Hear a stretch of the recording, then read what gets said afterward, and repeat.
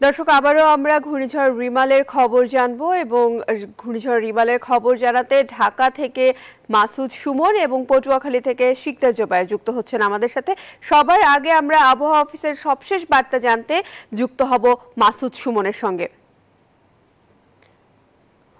সুমন, সর্বশেষ এই মুহূর্তে আপনার কাছে কি তথ্য রয়েছে ঘূর্ণিঝড় রিমাল নিয়ে?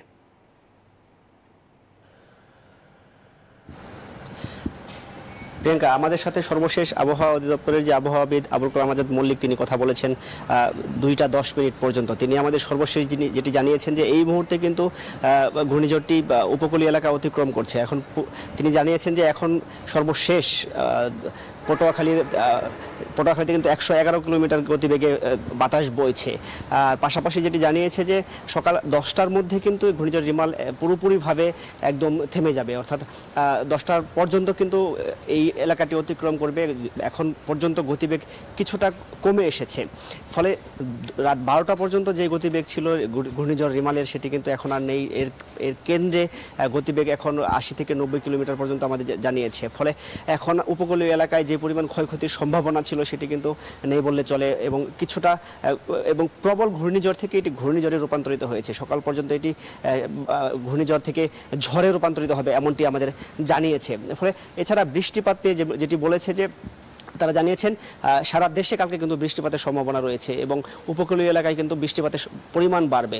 ফলে যারা আশ্রয়কেন্দ্রে অবস্থান নিয়েছেন তাদের পরবর্তী নির্দেশনা না দেওয়া পর্যন্ত কিন্তু বাড়িতে না ফিরতে বলেছেন, এবং পাশাপাশি সমুদ্রে যেসব বন্দরগুলোকে সংকেত দিয়েছিল, বিশেষ করে বরগুনা, পটুয়াখালী, ঝালকাঠি এসব এলাকায় যে 10 নম্বর সংকেত দেওয়া হয়েছিল সেটি কিন্তু নামায়নি এখন পর্যন্ত, সেটি অব্যাহত থাকবে এবং সকাল 10টা পর্যন্ত পরবর্তী নির্দেশনা না দেওয়া পর্যন্ত সেই সব এলাকার মানুষজনদের নিরাপদ আশ্রয়ে থাকার পরামর্শ দিয়েছেন আবহাওয়া অধিদপ্তর থেকে। পাশাপাশি যেসব এলাকায় 9 নম্বর বিপদ সংকেতের কথা বলা হয়েছিল, বিশেষ করে কক্সবাজার, চট্টগ্রাম এবং ফেনী, কুমিল্লা, চাঁদপুর সহ এইসব এলাকায় 9 নম্বর বিপদ সংকেত ছিল, সেখানে কিন্তু একই সংকেত এখনও দেখাতে বলা হয়েছে যে সেসব এলাকায় এই সংকেত নামানোর আগ পর্যন্ত যেন মানুষজন বাহিরে বের না হয় এবং নিরাপদ স্থানে থাকে। পাশাপাশি বৃষ্টিপাতের সম্ভাবনার কথা বলেছেন যে বৃষ্টিপাতের পরিমাণ বাড়বে। ফলে পাহাড়ি অঞ্চলের যেসব এলাকায় পাহাড় ধসের সম্ভাবনা রয়েছে বা পাহাড় ধসের ঘটনা ঘটে সেই সব এলাকায় কিন্তু মানুষদের আরও সচেতন থাকার পরামর্শ দিয়েছেন, এবং সেসব এলাকায় যারা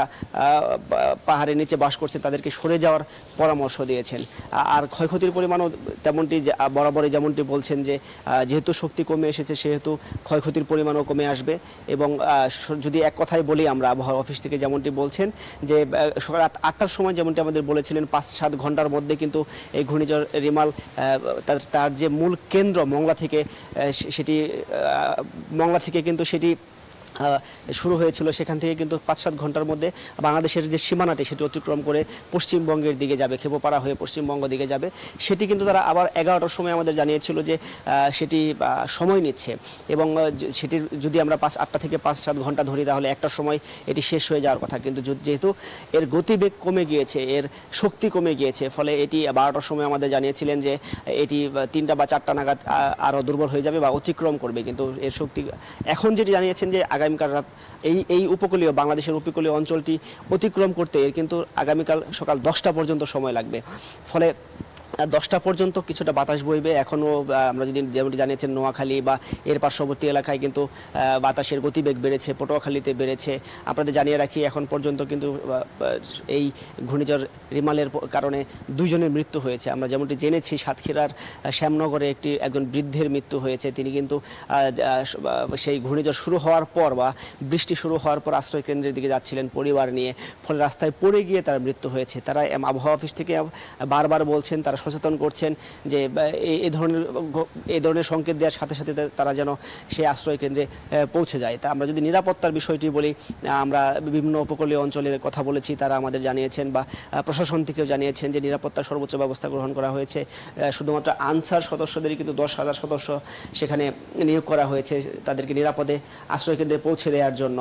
পাশাপাশি যদি এক কথায় বলি যে আগামীকাল সকাল 10টার মধ্যেই এটি পুরোপুরি নিষ্ক্রিয় হয়ে যাবে এই ঘূর্ণিঝড়টি।